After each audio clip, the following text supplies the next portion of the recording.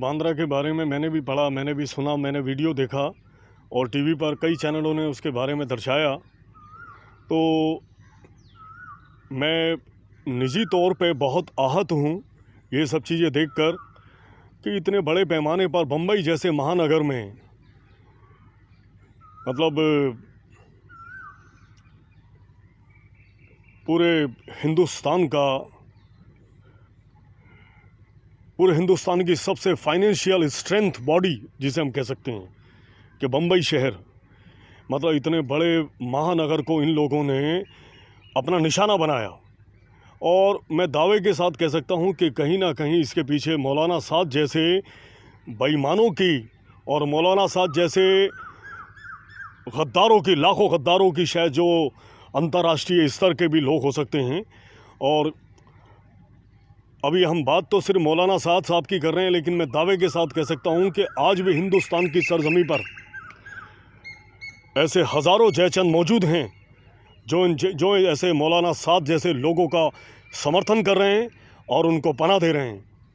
अगर ऐसा नहीं होता तो ये मामूली एक मौलाना साद जो कि आज जिसने पूरे हिंदुस्तान की पुलिस को चकमा दे रखा है और हाथ नहीं लग पा रहा है। पुलिस लगातार इसके निज़ामुद्दीन के निवास पर लगातार मतलब इसकी तलाश खोजबीन में जुटी है, लेकिन इसके परिवार के सदस्य भी उसके बारे में कोई भी जानकारी देने के लिए तैयार नहीं है।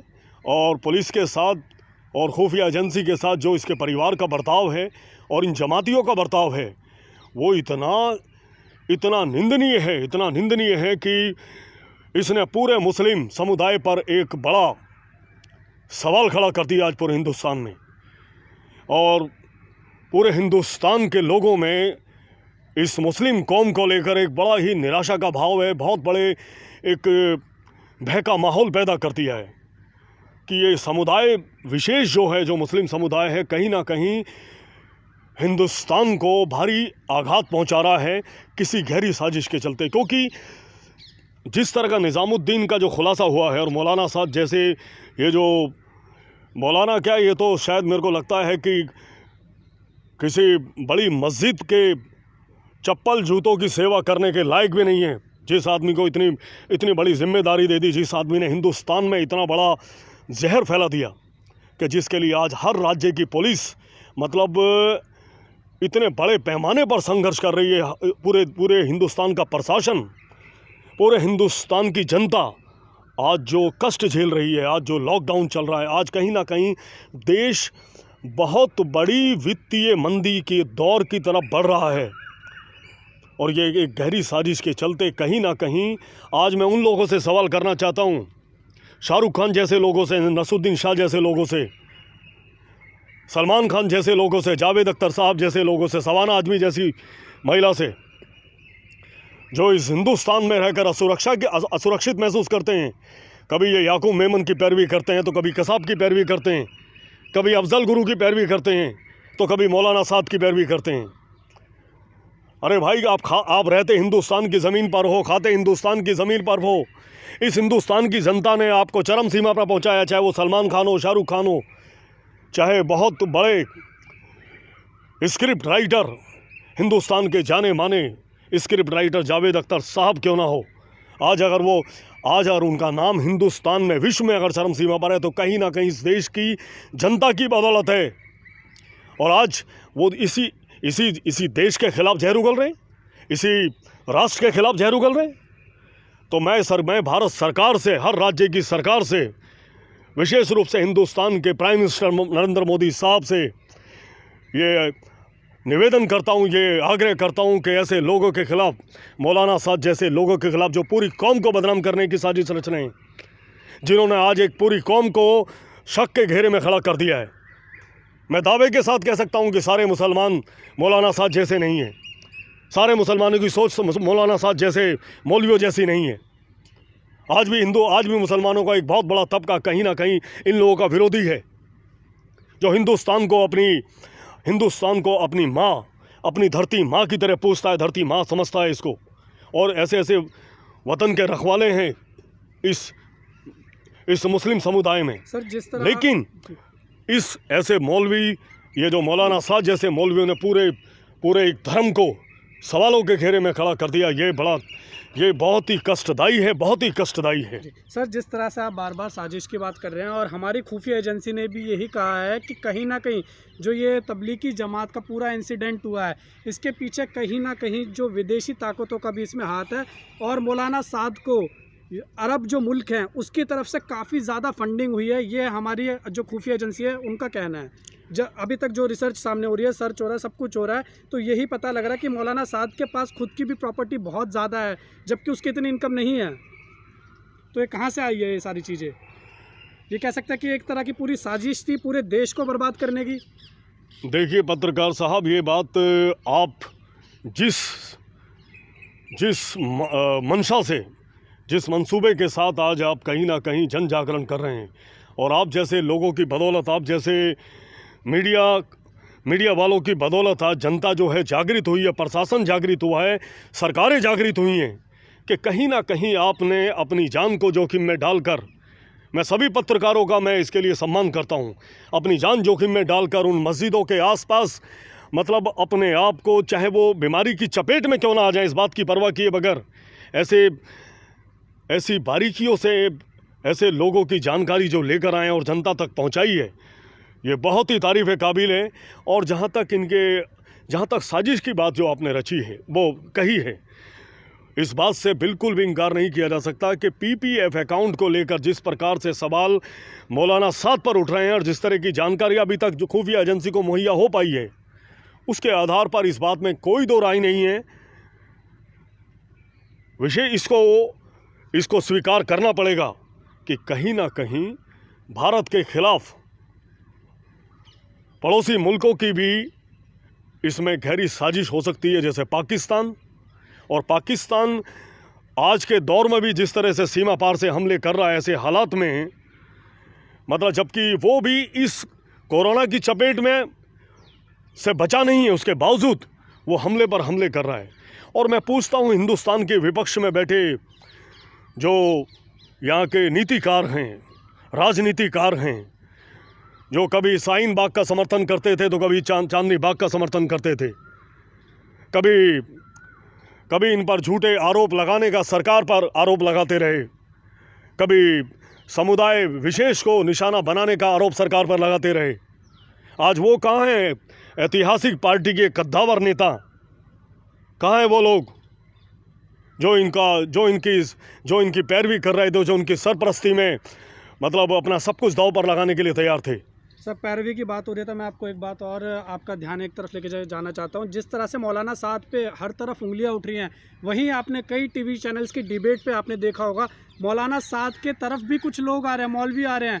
उनका साफ तौर पे कहना है कि मौलाना साहब को फंसाया जा रहा है, जो मौलाना साद है उसके खिलाफ ही एक साजिश की जा रही है, उसकी पैरवी कर रहे हैं कुछ मौलाना टीवी चैनल्स पे आके, डिबेट पे आके आप देखते होंगे। जितने भी लोग इसका समर्थन कर रहे हैं मौलाना साद का, मैं दावे के साथ कहता हूं कि उनकी कहीं ना कहीं इसमें शामिल होने की जो पोल है वो धीरे धीरे वो खुलती नज़र आ रही है।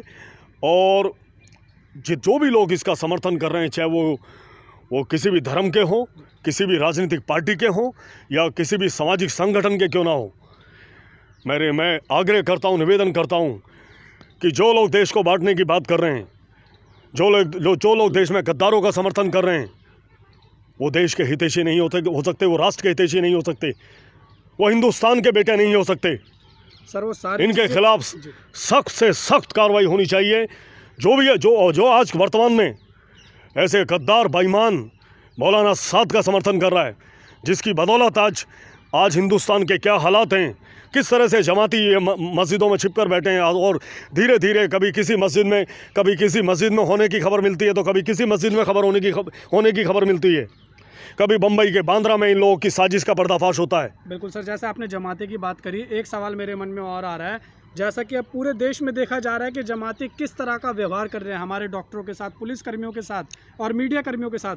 कई आपने देखा होगा कि पुलिस कर्मियों पे उन्होंने पत्थर बरसाए, जो डॉक्टर उनके पास जा रहे हैं उनके ऊपर थूका, और जो नर्सें हैं उनके साथ अश्लील हरकतें करी हैं, लेकिन उसके बाद भी कई ऐसे लोग हैं जो जमातियों को सपोर्ट कर रहे हैं उन्हीं टीवी चैनल्स पे बैठ के। उनका कहना है कि ये उनके कई मन में डर है। ये किस तरह का डर है जो सर वो ऐसा व्यवहार कर रहे हैं? भाई बहुत अच्छा डर है ये तो बहुत अच्छा डर है। अगर इसे हम डर कहेंगे तो मुझे आप इसे खौफनाक मंजर किसे कहेंगे? अरे ये लोग जो इतनी दरिंदगी पर उतर आए हैं कि सेवा में जुटे पत्रकारों जो आज कहीं ना कहीं देश की आन बान शान, जो हमारे देश के पत्रकार हैं, मीडिया है, आज़ादी से लेकर अब तक कहीं ना कहीं वो देश की आन बान और शान है, उनको सवालों के घेरे में खड़ा कर रहे हैं। उन डॉक्टरों पर सवाल उठा रहे हैं, उन डॉक्टरों के साथ बदतमीज़ी कर रहे हैं, मारपीट कर रहे हैं। अरे वो आपको मौत के मुंह से बचाने का प्रयास कर रहे हैं, उनके ऊपर आप थूक रहे हैं। उनके साथ आप इस तरह का मतलब गंदा बर्ताव कर रहे हैं। क्या आपके घरों में माँ बहन बेटी नहीं है? मतलब आप इतने घटियापन पर उतारू हो गए हैं कि मतलब कहीं ना कहीं ये सब जो आपकी प्रवृत्ति जो दिखाई दे रही है वो सीधे तौर पर एक ही तरफ इशारा कर रही है। कहीं ना कहीं ये जो लोग ऐसा कर रहे हैं वो गहरी साजिश के तहत कर रहे हैं और इनको मानसिक रूप से, पूर्ण रूप से एक मानव बम के तौर पर इन्हें तैयार किया गया है। और अब मैं दावे के साथ कह सकता हूं कि जिस दिन इस साजिश का पूर्ण रूप से पर्दाफाश होगा, हमारी कही एक बात सही साबित होगी। सर थोड़ी वक्त की कमी, अब चलते।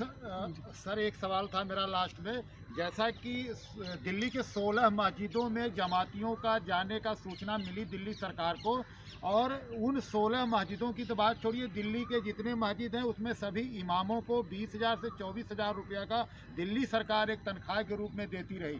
लेकिन अभी तक ये साद जैसे मौलाना मरकज में मिले और उन 16 मस्जिदों में जमाती के लोग जा करके कोरोना जैसे बीमारी को फैलाने का काम किए, लेकिन दिल्ली सरकार ने अभी अपना जो उनको सैलरी दे रही थी उस पर कोई एक्शन नहीं लिया। क्या कहना चाहेंगे इसके ऊपर? ऐसे जघन्य काम करने वालों पर भी सरकार मेहरबान है आपकी दिल्ली सरकार, क्या कहेंगे? केजरीवाल सरकार, दिल्ली सरकार के बारे में तो इनका जो खौफनाक चेहरा है, आदरणीय केजरीवाल साहब, आज कभी वो माननीय प्रधानमंत्री के लॉकडाउन की तारीफ़ करते हैं, कभी उनके द्वारा लिए गए निर्णय की तारीफ़ करते हैं। अरे भाई, मैं ये पूछता हूँ, मतलब आप उस वक्त कहाँ थे जब इतनी भारी संख्या में, जब ये आसानी से निज़ामुद्दीन जैसे क्षेत्र में, अति संवेदनशील क्षेत्र में जमातियों के तौर पर मरकज के नाम पर इकट्ठा हुए और आप जाकर मतलब जिस तरह से आप इनके साथ मतलब इनके परिवार का हिस्सा बन रहे थे, इनकी पैरवी कर रहे थे और हर प्रकार से इन सभी मौलवियों को कभी इनकी तनख्वाह बढ़ाने का इनको भरोसा दिला रहे थे, कभी वहाँ पर अलग से एक सफाई कर्मचारी नियुक्त करने का इनका भरोसा दिला रहे थे। इनको पानी बिजली इनको मुफ्त, सभी दिल्ली की मस्जिदों में पानी बिजली मुफ्त, ऐसी सेवाएं इनको सरकार अधिकृत रूप से, केजरीवाल सरकार इनको सारी सुविधाएं इनको मुफ्त में मुहैया कराएगी, इस तरह के वादे कर रहे थे ये। और शाहीन बाग का समर्थन कर रहे थे केजरीवाल साहब, चांदनी बाग का समर्थन कर रहे थे केजरीवाल साहब। मैं पूछता हूं कहाँ है केजरीवाल? ताहिर हुसैन को लेकर क्या राय है उनकी आज? अमानतुल्लाह खान को लेकर क्या राय है आज उनकी? तो ये बात किसी से छिपी नहीं है कि केजरीवाल साहब के दोहरे मापदंड और उनके चेहरे के भीतर को एक और चेहरा छिपा है। ये आज दिल्ली की जनता जान चुकी है, पूरा देश जान चुका है, ये किसी से छिपा नहीं है।